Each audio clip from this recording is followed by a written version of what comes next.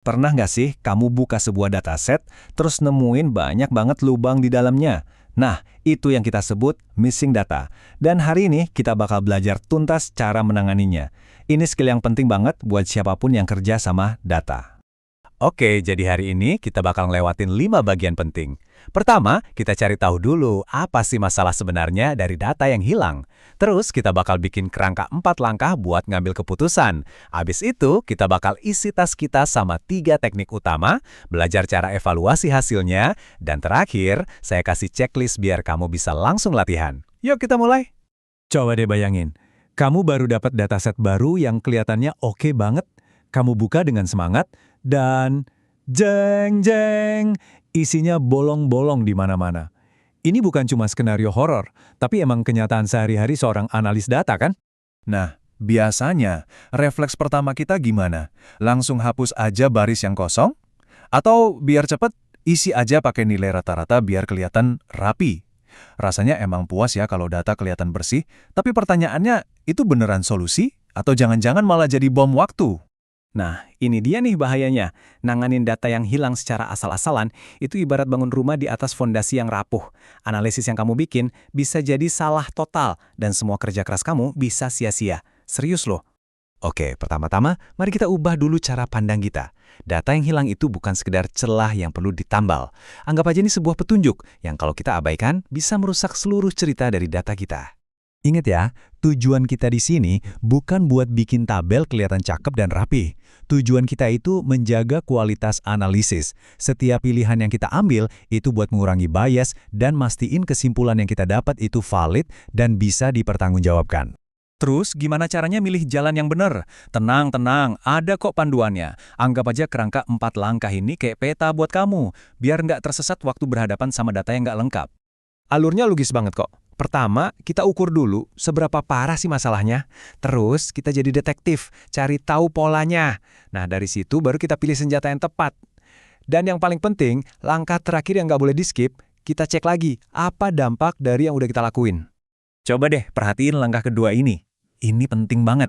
Di sini kita harus tanya, data ini hilangnya benar-benar acak atau missing completely at random, MCAR, kayak kita lempar koin, atau jangan-jangan ada polanya. Misalnya nih, data penghasilan kok lebih sering hilang di responden yang usianya muda. Paham bedanya?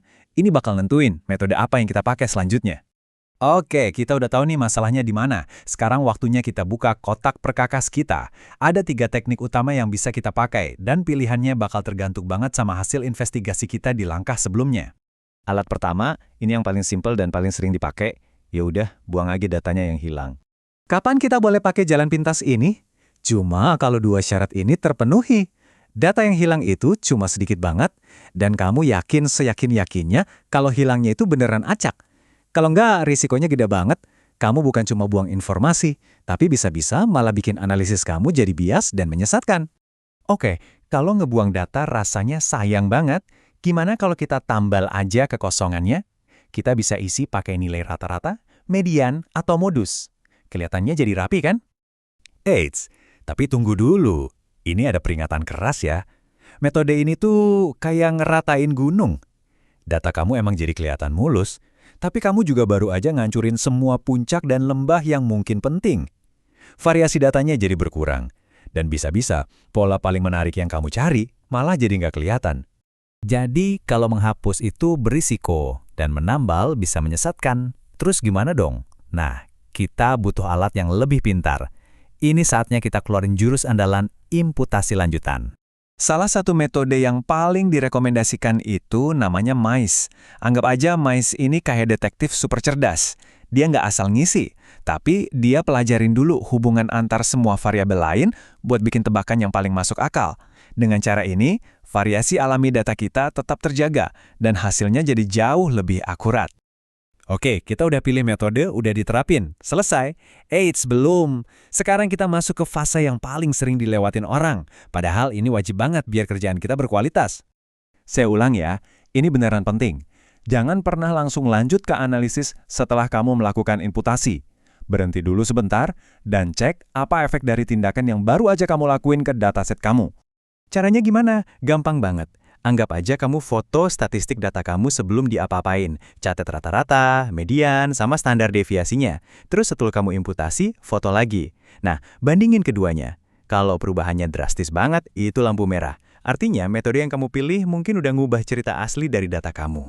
Teorinya udah dapet. Sekarang gimana caranya biar kita makin jago dan pede buat ngerjain ini di dunia nyata? Nah, di bagian terakhir ini kita bakal ubah pengetahuan jadi keahlian beneran. Nah, ini checklist buat kamu. Coba jujur sama diri sendiri. Udah bisa belum ngelakuin semua poin ini? Poin terakhir itu yang paling penting. Siapa aja bisa jalanin kode, tapi analis yang hebat itu bisa ngejelasin kenapa dia milih metode itu. Itulah tanda kalau kamu benar-benar paham. Jangan cuma percaya kata-kata saya, buktiin sendiri. Saya kasih tantangan kecil ya. Nanti, coba buka dataset kamu. Cari satu kolom yang data hilangnya lebih dari 5%. Terus, coba dua metode tadi. Pertama hapus barisnya, terus coba lagi dengan isi pakai median. Bandingin deh hasilnya. Kamu bakal ngerasain sendiri gimana pilihan kecil bisa ngubah statistik secara signifikan. Intinya, kalau boleh saya rangkum, cuma satu hal ini. Menangani data yang hilang itu bukan sekedar tugas bersih-bersih. Ini adalah sebuah keputusan strategis. Setiap pilihan yang kamu ambil harus ada alasannya, harus dipikirin baik-baik. Sebagai penutup, saya mau kasih satu bahan pemikiran. Selama ini kan kita ngelihat data kosong itu sebagai masalah, sebagai gangguan. Tapi gimana kalau kita balik cara pandangnya? Gimana kalau justru pola dari data yang hilang itu sendiri yang jadi ceritanya? Mungkin fakta bahwa data itu hilang justru jadi insight paling berharga dari seluruh dataset kamu. Coba deh pikirkan.